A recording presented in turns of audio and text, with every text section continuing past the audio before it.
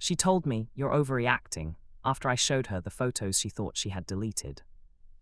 My hands were shaking so hard the phone screen kept blurring and refocusing, that weird little auto-brightness flicker going every time my thumb trembled. I wasn't yelling. I thought I'd be yelling if this day ever came, but my voice came out low and weirdly flat. Overreacting to what exactly? I asked, turning the phone so the light hit her face and the image on the screen at the same time. Her eyes went not to me, but to the photo, her at a bar I didn't recognize, half in some guy's lap, his hand up the back of her shirt, her head tipped back in the kind of laugh I hadn't heard in months. She didn't look horrified. That was the first punch I felt in my chest. She just froze for a second, pupils dilating, then exhaled sharply through her nose like I'd just shown her a parking ticket. "Jesus, Tom," she muttered, reaching for the phone. I pulled it back before she could grab it. "You went through my deleted photos, you dug that far back." There was more annoyance than guilt in her voice, and that somehow hurt worse than the pictures. My fingers tightened so hard around the phone I heard something creak. "Answer me," I said, and I could hear my own heartbeat buzzing in my ears. It was a Sunday afternoon, technically. One of those washed-out Sydney days where the sky can't decide between rain and sun, so everything just looks grey. We'd been together for 5 years, married for 2, living in a 2-bedroom rental that still smelled faintly like the previous tenants. Incense no matter how many candles we burned. I wasn't looking for anything when I found the photos. I wasn't snooping, at least not in the way people use that word when they want to blame the person who discovered the lie, instead of the one who told it. I was, honestly, trying to fix her phone.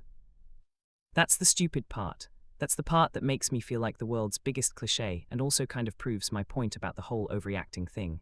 I'm the IT guy, not in a glamorous startup way, just in a regular, I reset Karen's email password again way. I troubleshoot things. I fix things, and for almost the entire time I've known my wife, I have tried, actively, constantly, to fix things for her. Her name is Lily, 31, same as me, big green eyes, the kind that always looked like they were mid-joke. When we met, she had this mess of brown curls she wore in a bun that always fell apart by the end of the day. About a year ago, she cut it into a sharp bob for a change, and somehow that felt like the beginning of a lot of other changes, but I'm getting ahead of myself. We met at a trivia night, because of course we did. Our friends had dragged us out separately. "You never go anywhere, man," from my side. "You need to stop dating guys you meet on Instagram," from hers, and we both ended up as seat fillers on different teams. Her team needed someone good at boring stuff like geography, which somehow meant me. She slid into the seat next to mine with a half-full beer and said, "Okay, what's our team name, and why is it something stupid?" "It's Quiztima Aguilera," I said. "I tried to veto, but democracy failed me." She snorted. "Jesus," she said, "I'm leaving," but she didn't.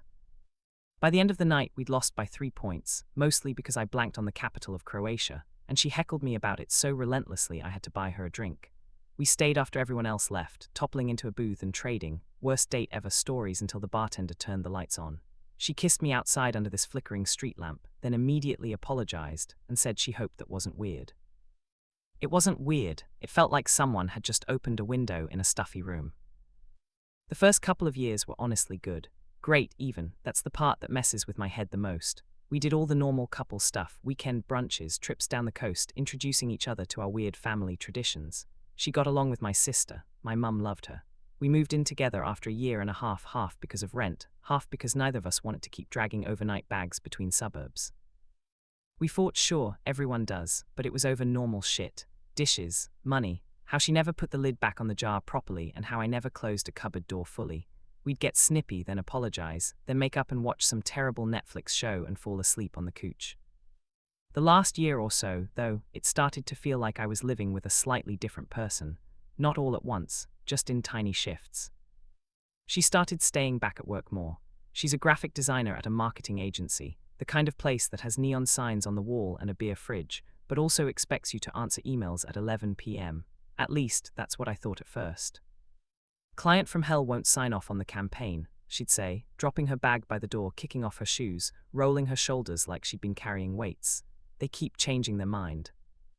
I'd make her tea, rub her shoulders, listen to her rant about fonts. She'd get messages at odd hours and tilt the screen away slightly, not dramatically, just enough that I had to shift if I wanted to see. I told myself I was paranoid. She'd always been a phone person, even before me. Some people just are.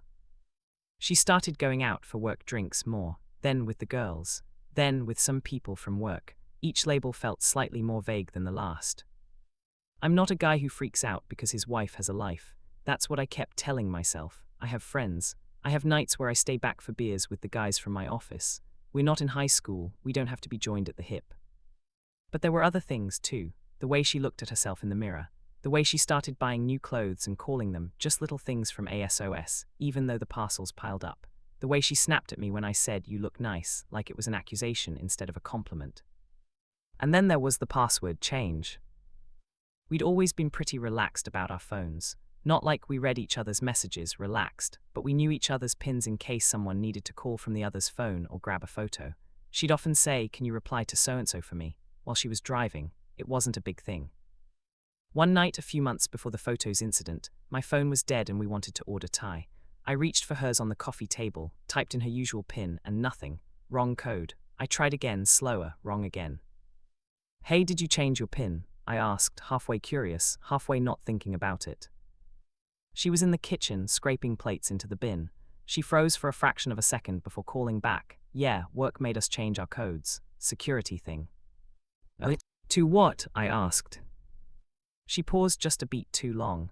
"I'll do it," she said, coming into the living room and stubbing at the screen with her thumb. "I need to check something anyway."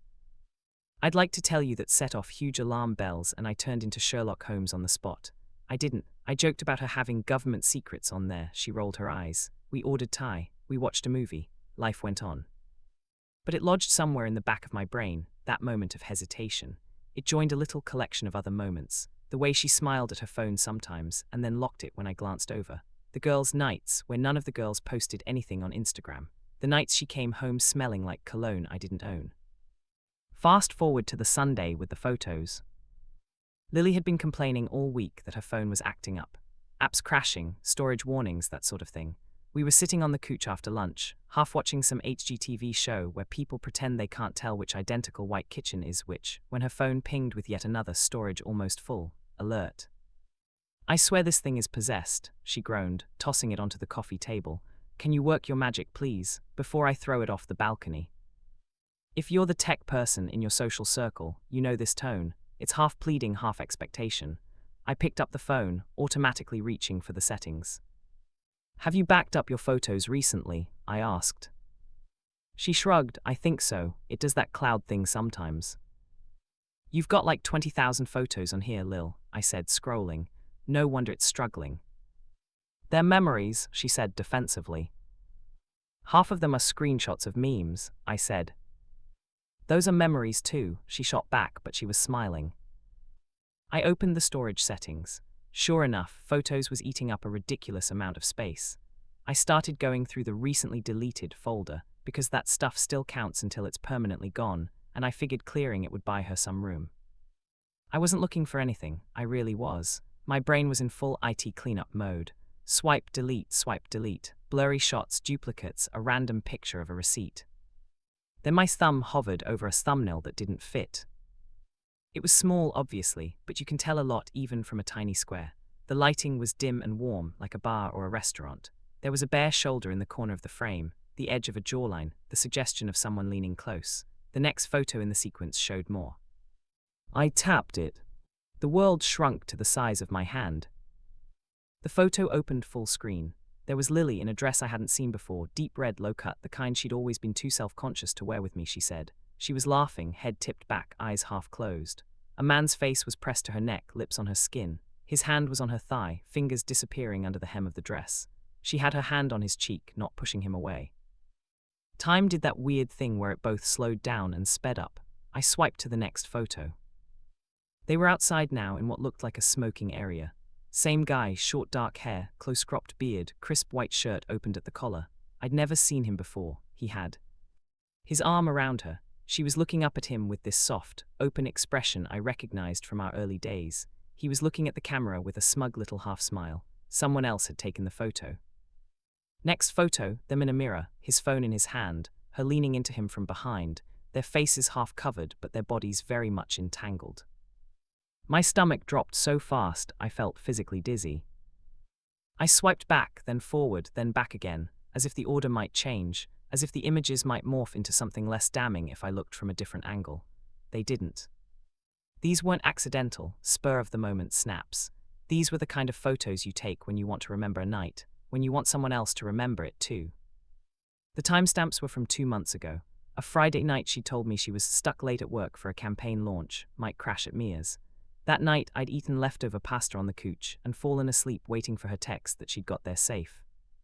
I don't know how long I sat there, staring. My vision tunneled, the edges of the room went fuzzy. I could hear the TV still playing in the background, some American couple arguing about whether they wanted an open-plan living space, but it sounded like it was coming from another apartment. Lily was in the bedroom, folding laundry. I could hear drawers opening and closing, hangers scraping on the rail, completely normal domestic sounds in a suddenly very abnormal reality. My first instinct, and I'm not proud of this, was to put the phone down and say nothing, to pretend I hadn't seen anything, to let the knowledge slip through my fingers like water, because once you say it out loud, you can't go back. Then the second instinct kicked in, the one that spent most of my life trying to fix what's broken, and I realized you can't fix something if the other person keeps smashing it and then hiding the pieces. I took a screenshot of all of them. My hands were ice cold, but my brain felt weirdly sharp. I emailed them to myself because I'm that person, because somewhere underneath the shock I knew there was a good chance her reaction would involve trying to make the evidence disappear. Then I locked her phone and stood up. My legs felt like they belonged to someone else. She was sitting cross-legged on the bed when I walked in, a pile of socks in her lap. She looked up and smiled, automatic. "How bad's the damage?" she asked. "Is my meme empire destroyed?" I held up her phone. I must have had some kind of expression on my face because her smile faltered. "What?" she asked. I unlocked it, opened the photo, and turned the screen around. Her eyes landed on it and her whole body went still. Not a flinch back, not an "oh my god, what is that?" just stillness. Then she shifted her gaze to me, and something like irritation crossed her face before guilt ever did. "Where did you get that?" she asked. "Not what is that, not Tom, it's not what you think. Where did I get it?" "In your recently deleted folder," I said. My voice sounded far away. "You didn't clear the cloud." She snorted this humorless little laugh and shook her head. "Of course," she muttered. "Of fucking course." "Who is he?" I asked. She rolled her eyes. "We're really doing this," she said. "I'm holding a photo of you making out with a stranger," I said, feeling my voice finally rise, crack around the edges. "Yeah, I think we're doing this. Who is he?" She sighed, tossed the socks aside, swung her legs off the bed. "He's just someone from work," she said. "It was a stupid night. I was drunk. I've told you I've been stressed out lately." "His hand is up your dress," I said, my throat tight. "You don't look stressed. You look like you're having the time of your life." Her eyes flashed. "So what, you're going to freeze frame my facial expressions now?" She snapped. "You don't know what was going on in my head." "You were rubbing his cheek," I said, walking around with him outside, taking mirror selfies together. I felt something hot prick at the back of my eyes and forced it down. "How long has this been going on, Lily?" "It was going on," she said through gritted teeth. "It happened once, months ago. I was drunk. I felt like shit about it. I deleted the photos. I decided never to do anything like that again. End of story." "End of story," I repeated, disbelief making the words sharp. "You mean the story where you cheated on me and then just quietly moved on like nothing happened?" "I kissed a guy," she said. "That's not exactly adultery." I laughed then. It burst out of me, a harsh, ugly sound. "You kissed him," I said. "That's the hill you're going to die on. Your kiss is half a second away from public indecency." She folded her arms. "You're overreacting," she said, and that was the moment something inside me shifted. Because up until that exact sentence, some part of me was still clinging to the idea that if she cried, if she freaked out, if she broke down and confessed and begged, maybe there was something salvageable. I didn't know what that would look like yet, but there was a sliver of hope that we could at least be standing on the same reality. "Overreacting," I repeated, very quietly. "Yes," she said like she was the reasonable one. "You dug through my deleted folder, Tom. You went looking. What did you expect to find? Flowers and gratitude." "I expected," I said, feeling every word like I was pulling it through concrete, "not to find multiple photos of my wife being intimate with another man on a night she told me she was sleeping at her friend's place." "You don't know the context," she insisted. "Then give me the context," I said. "Please, explain to me how this is anything other than what it looks like." She opened her mouth, closed it, opened it again. "I was drunk," she said again. "I got that part." "I was lonely," she added, and there it was, the soft, dangerous justification. We've been like roommates for months, you know that. You're always tired, always working, always on your computer. We don't talk like we used to. We don't touch like we used to, and he noticed me. The worst part was there was a kernel of truth buried in there. We had been off. Sex had dropped off a cliff, conversations had turned into logistics. I'd chalked it up to stress, tiredness, getting older. I'd been telling myself, this is just a phase, we'll come out the other side. So you decided the solution was to find someone who made you feel shiny again, I said, and then erase him from your camera roll and pretend it never happened. You're making it sound so calculated, she said, anger and shame wrestling in her voice. It wasn't like that, it just happened. We were at this work thing, everyone was drinking, we were talking about our childhoods of all things, and then he kissed me, and I kissed him back, for a bit. For a bit, I echoed. Is that like just the tip, or it was only emotional? Where on the bullshit scale are we? She glared at me. You don't have to be cruel, she said. Cruel, I said. Cruel is what you did. Cruel is going home with me the next night and letting me hold you like you weren't already planning your escape. I wasn't planning anything, she snapped. I didn't even like him like that. It was just attention. For one night, that's it. But you took photos, I said. You posed for photos. You don't do that when something means nothing. Her shoulders sagged. For the first time, something like real regret flickered across her face. I was stupid, she said. Drunk and stupid and flattered.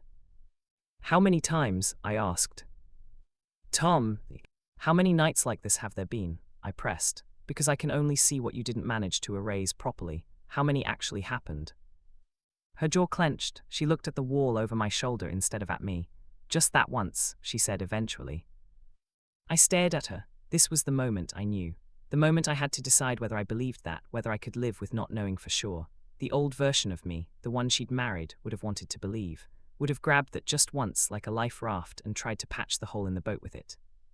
But standing there, holding digital proof of one lie, while she tried to minimize it into something I was apparently overreacting to, something in me finally slid into place. I don't believe you, I said quietly. Her head snapped back to me. Excuse me. I don't believe that this was the only time, I said. I don't believe I just happened to stumble onto the one and only moment you did something like this, and wouldn't you know it, you already felt bad and deleted it, and it meant nothing and can't we just move on now. I don't believe that. Then what do you want me to say? She demanded. Do you want me to invent extra times just so your gut feeling can be right? Is that what this is? I want you to stop acting like I broke into a vault and stole something from you, I said. You handed me your phone and asked me to fix it. I didn't go into some secret hidden folder. I opened the recently deleted album and found what you left there. That's not on me. She let out a long breath through her nose and sat back down on the bed. So what now? She asked. You divorced me over some drunk bullshit. I don't know, I said, and that was the honest truth. In all the hypothetical scenarios I'd run in my head over the years, because yeah, you think about this stuff, especially when friends go through it, I'd always pictured knowing exactly what I'd do. Cheating is a red line, I'd be out the door, that kind of certainty. But there's a difference between drawing a line in theory and standing here with 5 years of shared life behind you, mortgage applications half filled, holidays planned, inside jokes piled up like furniture. What do you think should happen? I asked. You obviously didn't plan on telling me. If I hadn't found these, what was your plan? Just never mention it. She picked at a loose thread on the duvet. Yes, she said eventually. I appreciated the honesty. I hated the honesty. I thought I could just carry it, she said, like a shitty secret, punish myself quietly, overcompensate. I don't know, I didn't think this far ahead. That's kind of the problem, isn't it? And you're still calling me overreactive, I said. She closed her eyes briefly. Fine, she said. Maybe that was unfair. Just seeing you hold those photos, it felt violating. Violating, I repeated slowly. Lily, do you hear yourself? Yes, she said miserably. I know how fucked it sounds, but they were gone, you know. In my head they were gone. Seeing them again felt like you'd rewound to my worst decision and put it on a projector. Maybe that's what it needed, I said, to be seen, so we're not both living in different versions of our marriage. We went in circles for a while after that, her apologizing, then minimizing, then apologizing again, me oscillating between numb and furious, asking questions I wasn't sure I wanted the answers to. At some point I remember saying, "Do you even want to be with me?" She looked genuinely shocked. "Of course I do," she said. "I love you." "Do you?" I asked. "Or do you love what I do for you? How I make your life easier? how I hold all the boring, stable stuff so you can chase excitement.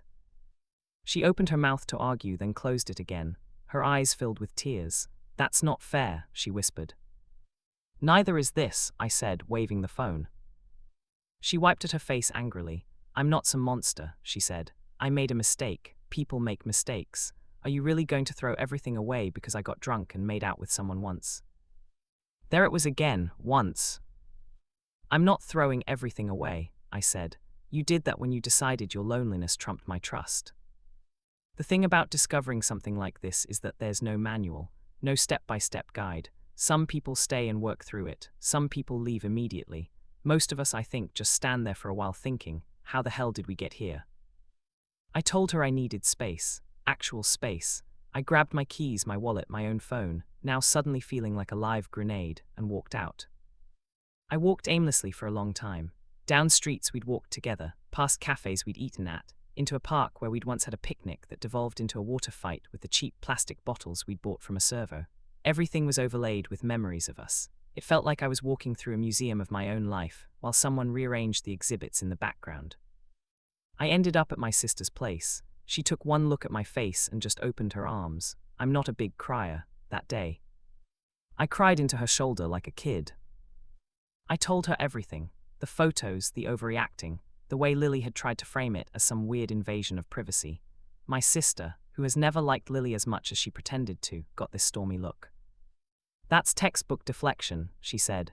You caught her and she's mad you ruined her version of events. I don't want to be the guy who snoops, I said, wiping my face. I feel disgusting, but if I hadn't. She handed you the phone, my sister said. She asked for your help. You didn't hack into shit. Don't let her twist that. Do I leave? I asked. The words felt enormous.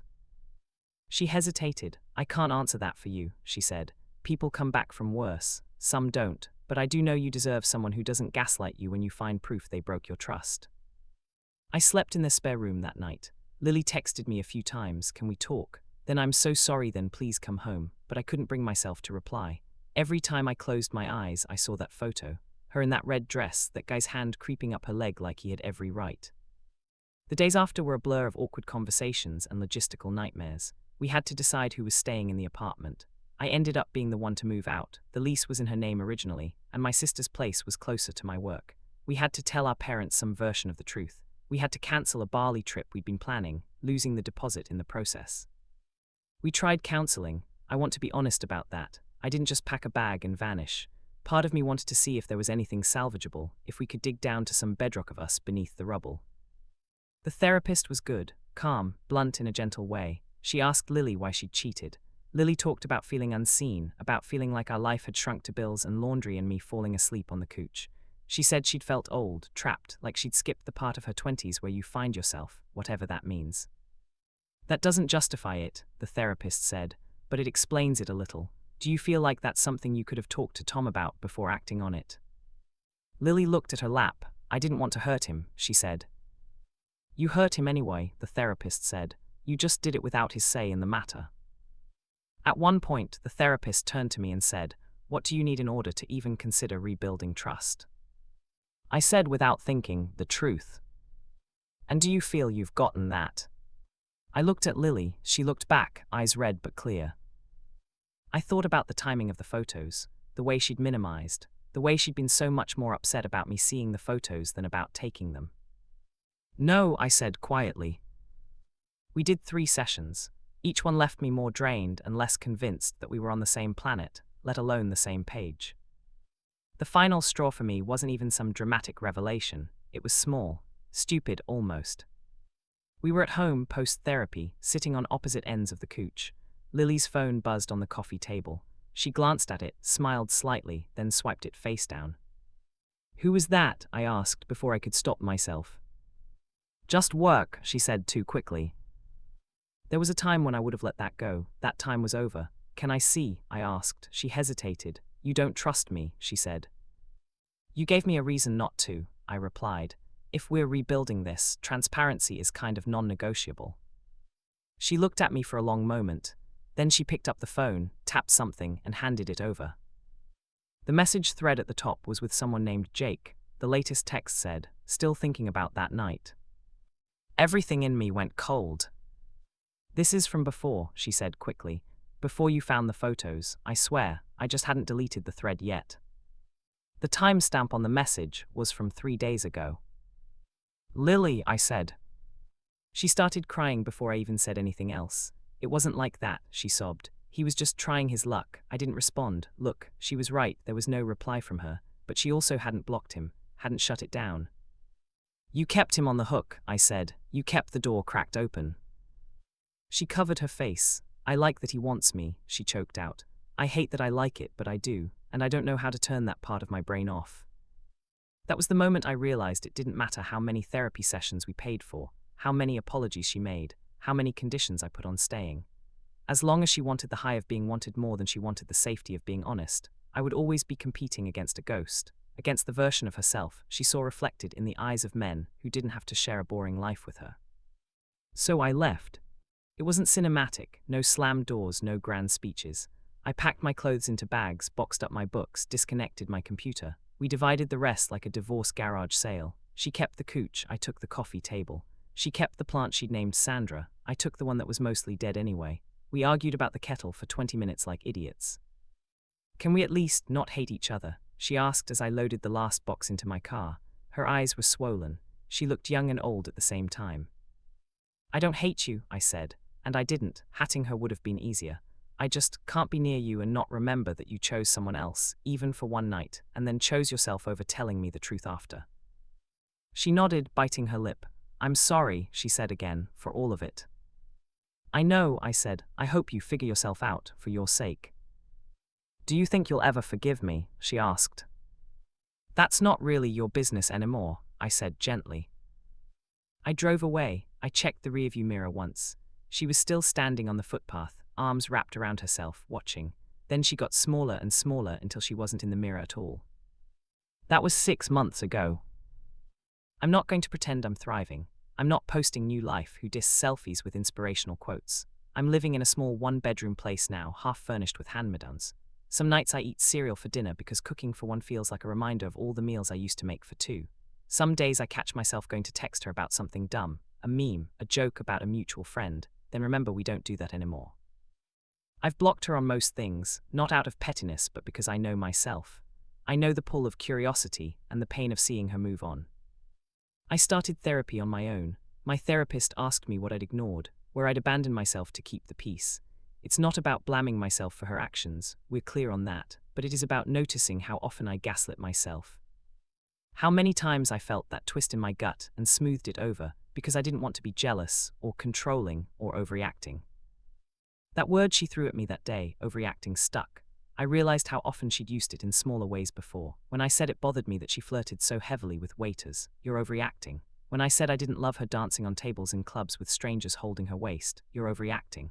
When I mentioned she'd been distant, quiet, somewhere else behind her eyes, "You're overthinking, you're overreacting, you need to relax." It's insidious, that kind of language. It makes you doubt your own emotional temperature. I started thinking of myself as too sensitive, too needy, too suspicious. Meanwhile, she was doing things that would make most people seeing red angry and acting like any reaction beyond a shrug was some character flaw of mine.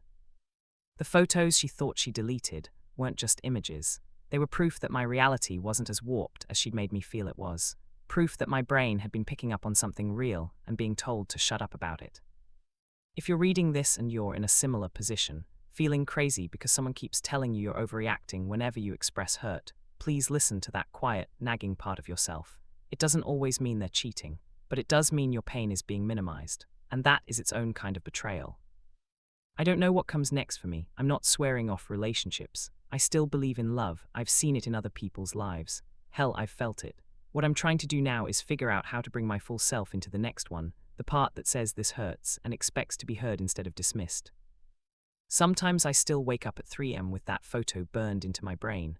Her face lit by some bar's warm lighting, that stranger's hand on her thigh. It's like my mind reruns the moment on a loop, daring me to feel it again. But there's another image that started to replace it slowly. Me standing there, phone in hand, hearing you're overreacting, and not this time believing her. Me instead saying, "No, I'm not." It sounds small. It is. It's the first honest thing I'd said to myself in a long time.